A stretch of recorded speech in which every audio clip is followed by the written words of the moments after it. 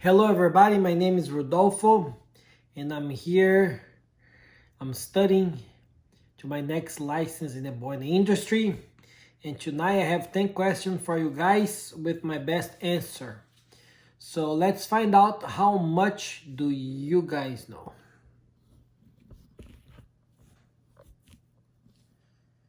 So first question of tonight.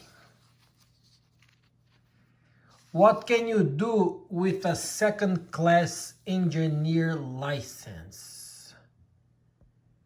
So let me answer that. To have in charge of and operate any boiler or boilers, a engine which it not exceed 150 horsepower, and a first-class plant under the engineer in charge thereof. To have in charge of and operate a boiler or boilers. To have in charge of and operate in engines, no one of which shall exceed 150 horsepower. To operate a first-class plant under the engineer in direct charge thereof. Next question. Name 2 types of truss bearings used on steam turbines. So, Tapperland and Kingsbury truss bearings. So, Kingsbury truss bearing and Tapperland truss bearing. What are the combustibles in fuel oil? So the combustibles in fuel oil are carbon, hydrogen, and sulfur. The combustibles in fuel oil are carbon, hydrogen, and sulfur.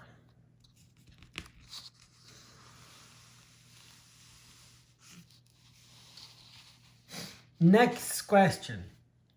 Define the term enthalpy. Define the term enthalpy.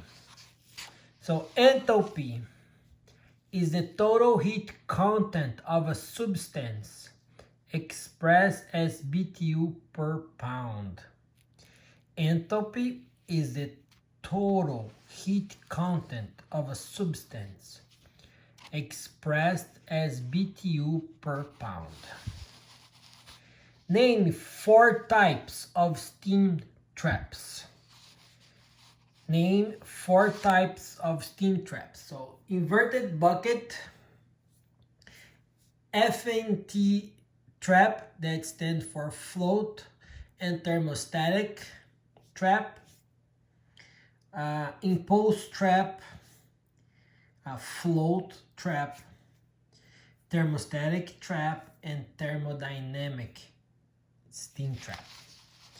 So inverted bucket, thermostatic trap, thermodynamic trap, and FNT float and thermostatic trap. What is the critical pressure of steam and what is the critical temperature? What's the critical pressure of steam and what's the critical temperature? So the critical pressure is 3204.6 and the critical temperature is 705.4. So the critical pressure is 3206.2 psi and critical temperature 705.4 degrees Fahrenheit. Next question. Name 2 types of preheaters.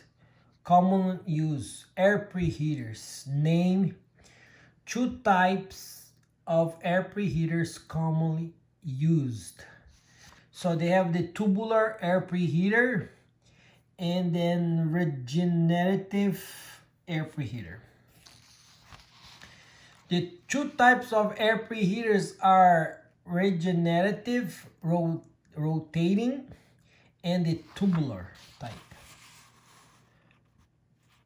What's the maximum outside diameter pipe size for a 50 horsepower turbine? What's the maximum outside diameter pipe size for a 50 horsepower turbine?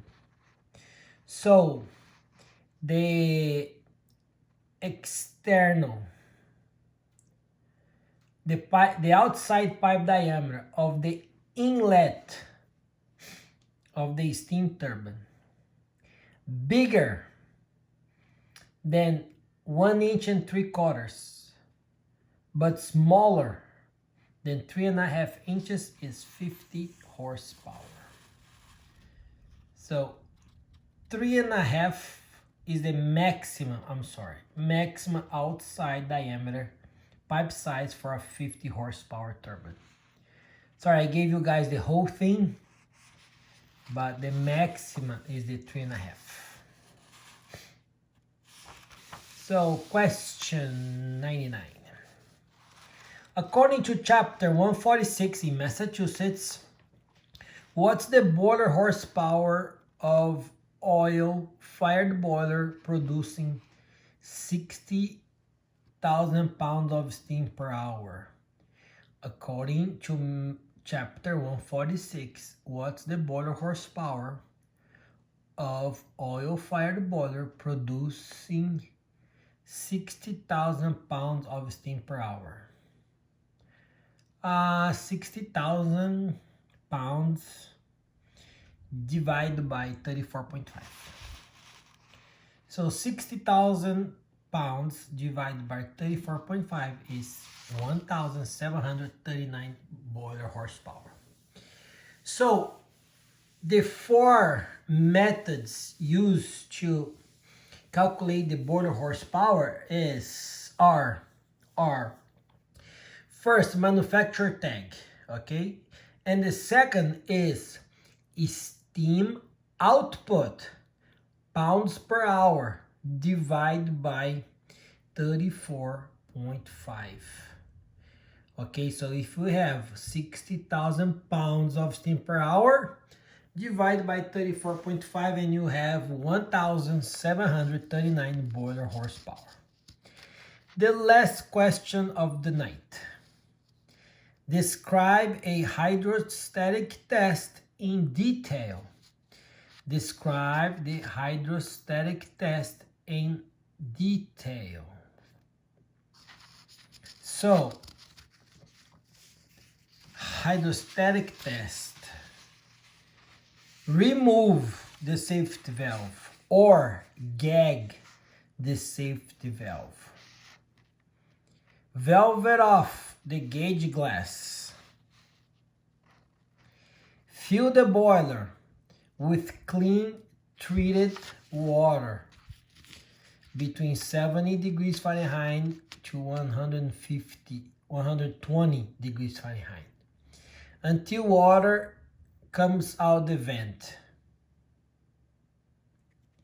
and close the vent, and start to increase boiler pressure slowly, okay, slowly, with close control of the pump. Bring boiler pressure to 1.5 times of the maximum allowed working pressure. Hold this pressure as long as directed by the authorized inspector. After he's okay, reduce pressure to the maximum allowed working pressure for close visual inspection of the boiler. Upon completion, remove pressure and restore water level to the normal operating water level. Don't forget to remove the gags from the safety valve if you gag the safety valve. Don't forget to reinstall the safety valves if you remove them. Okay, and Put it back on service, the gauge glass, you'll find the normal operating water level, and you're good to go. I hope you guys like it, this video. If you like it, press the like button, subscribe to the channel, share with friends, and I see you on the next video. Thank you.